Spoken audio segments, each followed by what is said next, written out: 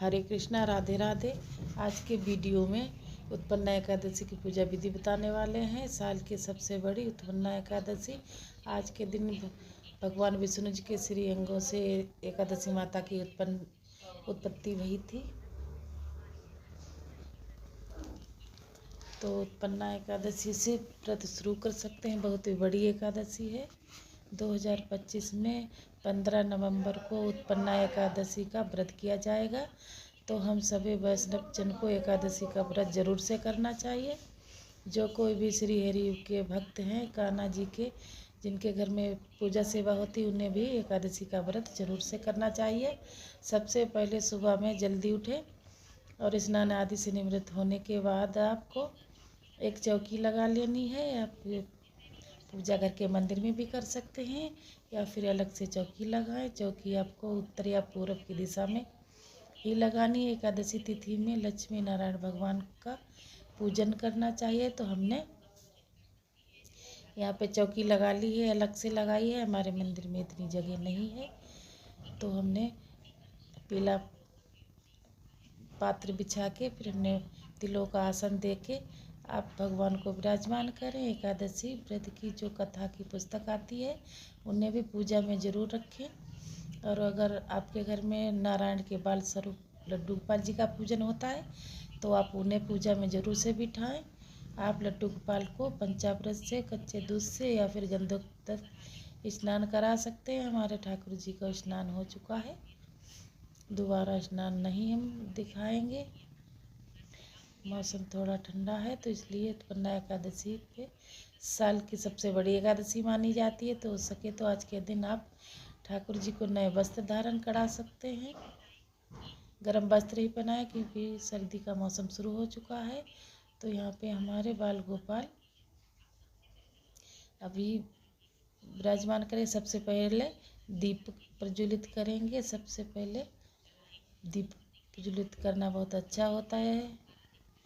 जो लोग संध्या के समय भी कर सकते हैं, जो जॉब करते हैं, जो जोत जलाएं, पूरी रात चलता रहे। देसी घी का या फिर तिल के तेल का भी जला सकते हैं। और साथ ही गणेश भगवान को जरूर से विराजमान करें। तो इस तरीके से एकादशी का व्रत रखें, पूजन करें।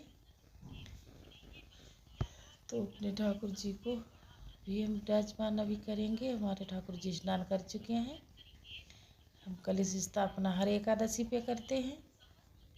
गणेश भगवान को फोटो, या आपके पास मूर्ति है तो मूर्ति, फोटो है तो फोटो, तो इसलिए हमने अपने ठाकुर जी को भी विराजमान कर लिया है। और कथा पढ़ने से पहले कथा पढ़ें, साथ ही में अपने कुछ दक्षिणा और पुष्प ले लें हाथ में। और कथा पढ़ने के बाद दक्षिणा चढ़ा दें, फिर आरती करें। तो जो भक्त भगवान विष्णु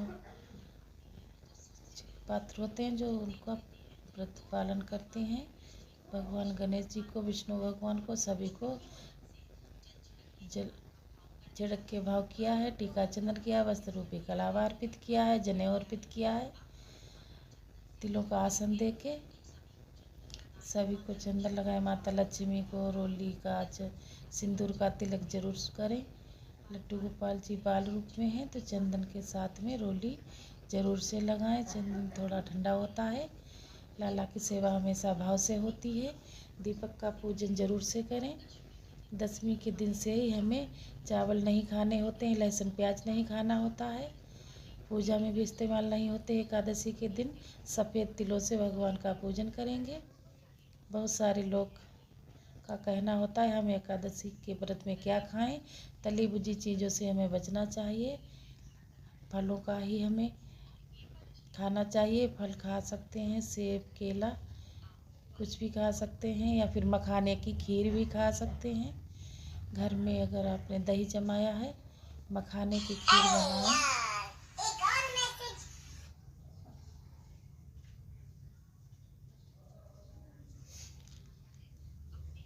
अब दही का भी सेवन कर सकते हैं, लेकिन आप एकादशी व्रत में बाहर की किसी तरीके की चीज़ों का सेवन ना करें। उस दिन आप बाहर की मिठाई भी नहीं खा सकते हैं। अगर आपके घर में दूध होता है तो घर में बना सकते हैं। नमक का सेवन भी नहीं करना चाहिए। अगर तबीयत नहीं से नमक के बगैर नहीं रह सकते तो संध्या के समय पूजा के बाद सेंधा नमक से बना फलाहार कर सकते हैं। जहाँ तक हो सके नमक नहीं सेवन करना चाहिए इस व्रत में।